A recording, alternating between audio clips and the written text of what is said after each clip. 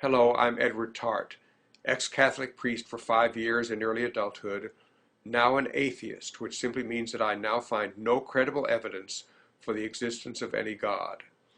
This video is about gay marriage. The head of the Catholic Church, Pope Benedict, has said that we must save humanity from homosexual behavior, and indeed the Catholic Church is strongly against gay marriage. Leviticus chapter 20 of the Bible, which almost all Christians say was authored by their God, says that all homosexuals should be killed.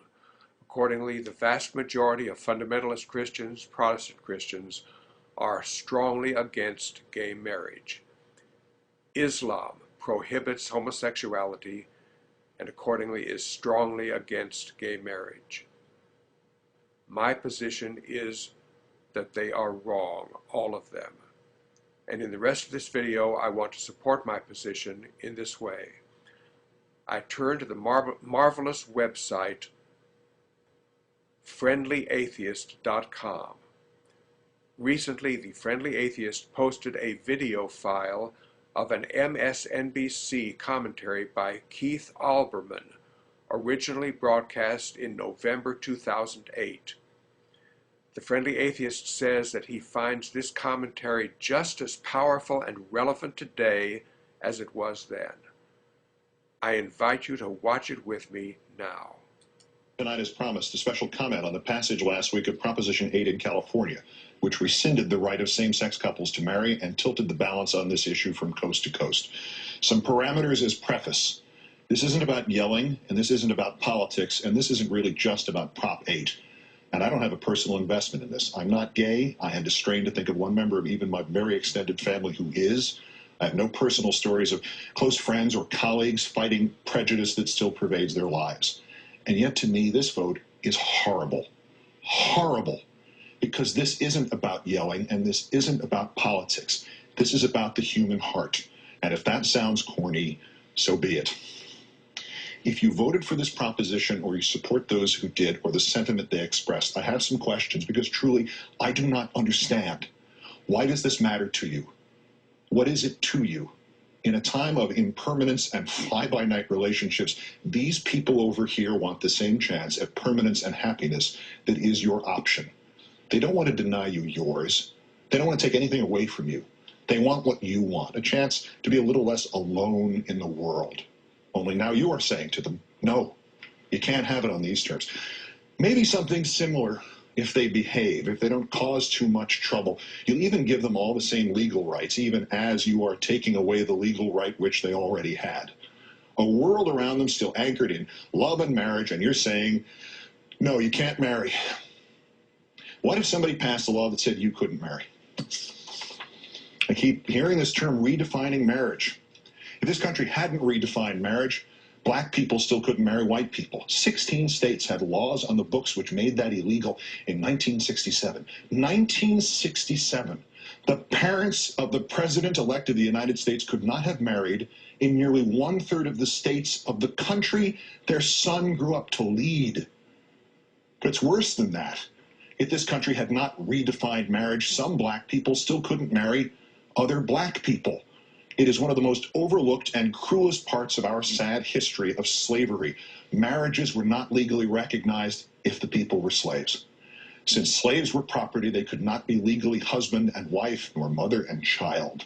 Their marriage vows were different. Not until death do you part, but until death or distance do you part. Marriages among slaves were not legally recognized. You know, just like marriages today in California are not legally recognized if the people are gay.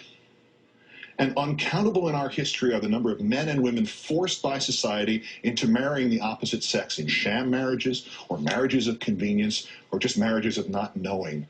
Centuries of men and women who have lived their lives in shame and unhappiness and who have, through a lie to themselves or others, broken countless other lives of spouses and children, all because we said a man could not marry another man or a woman could not marry another woman. The sanctity of marriage. How many marriages like that have there been? And how on earth do they increase the sanctity of marriage rather than render that term meaningless? What is this to you? Nobody is asking you to embrace their expression of love. But don't you as human beings have to embrace that love?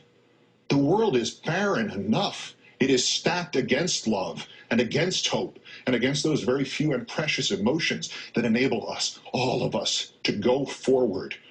Your marriage only stands a 50-50 chance of lasting, no matter how much you feel and how hard you work.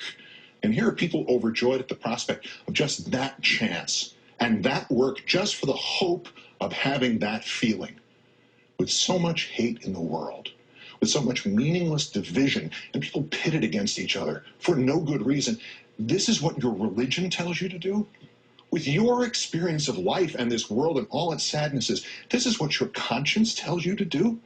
With your knowledge that life, with endless vigor, seems to tilt the playing field in which we all live in favor of unhappiness and hate, this is what your heart tells you to do? You want to sanctify marriage? You want to honor your God and the universal love you believe he represents? Then spread happiness. This tiny symbolic, semantical grain of happiness. Share it with all those who seek it. Quote me anything from your religious leader or book of choice telling you to stand against this.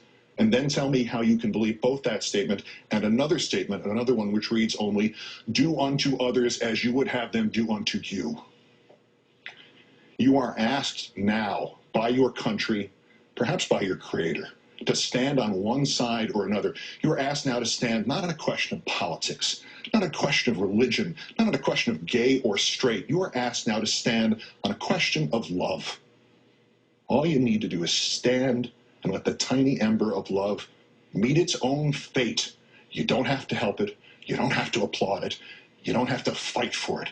Just don't put it out. Just don't extinguish it. Because while it may at first look like that love is between two people you don't know and you don't understand and maybe you don't even want to know, that love is in fact the ember of your love for your fellow person.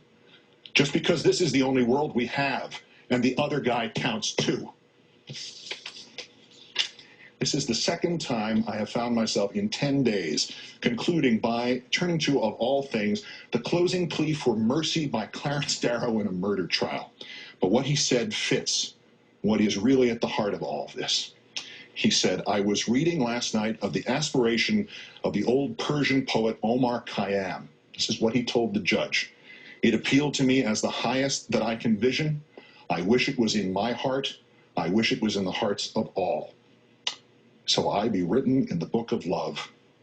I do not care about that book above. Erase my name or write it as you will. So I be written in the book of love. Good night and good luck. If you agree, I hope that you will consider sharing this video with someone who does not agree with you. Thank you for watching this video.